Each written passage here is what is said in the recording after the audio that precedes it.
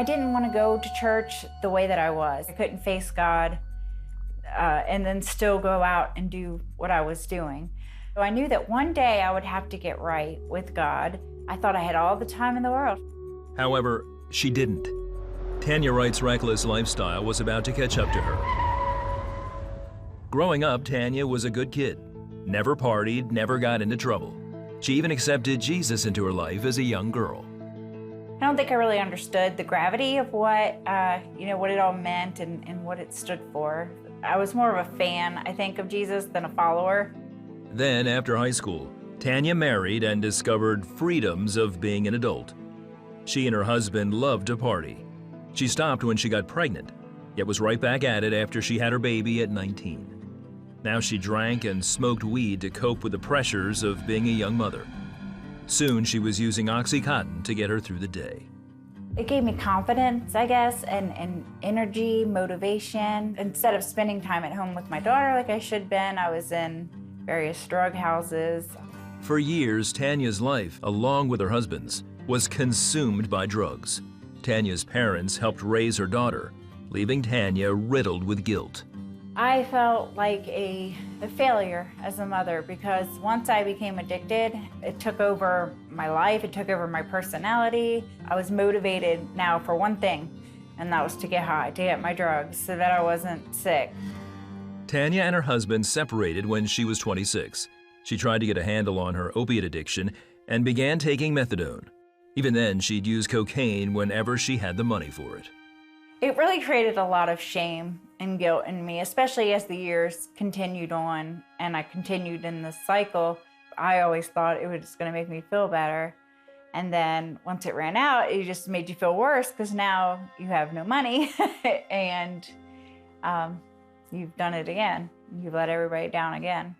Her parents encouraged her to get back to God, but Tanya's shame kept her from going to him. I guess I felt ashamed to go to church.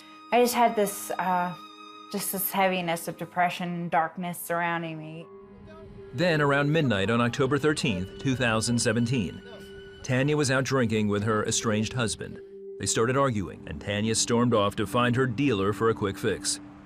While crossing a busy street, she stumbled and fell backwards into the road in front of an oncoming car doing 50 miles an hour. I land on the ground and I don't feel any pain. My thought was immediately, well, I can still go get high. I still wanted to go use.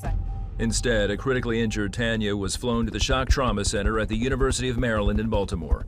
She underwent a grueling 18-hour surgery to fix a broken neck and multiple leg injuries. Lying in a hospital bed, she began to realize it wasn't luck that had kept her alive. I had been given a miracle from God that even though I was doing things I shouldn't have been doing, I was living this sinful life, He still loved me enough to not let me die there, to not let me end up paralyzed even. Over the next several days, Tanya was touched to hear about all the people who were praying for her. It just made me feel so loved. They really showed up and showed me that they still loved me, and they were still caring enough to just to take the time to pray. After 10 weeks in the hospital, Tanya was sent home where she had another 4 months of physical therapy. By now, she was talking to God constantly, yet still feeling ashamed about her life. Then one day, she turned on the TV to see Pastor John Hagee talking about the joy of surrendering your life to Jesus. I just began to pour my heart out. I mourned over my sin. I mourned over my life. And I'm just pleading with Him to forgive me and to just help me, to just change me. First thing I noticed was that I had this weight lifted off of my shoulders. I could see God's glory in everything all of a sudden. And on top of that, I realized, how sinful I actually was and my need for a Savior. Tanya started reading her Bible every day.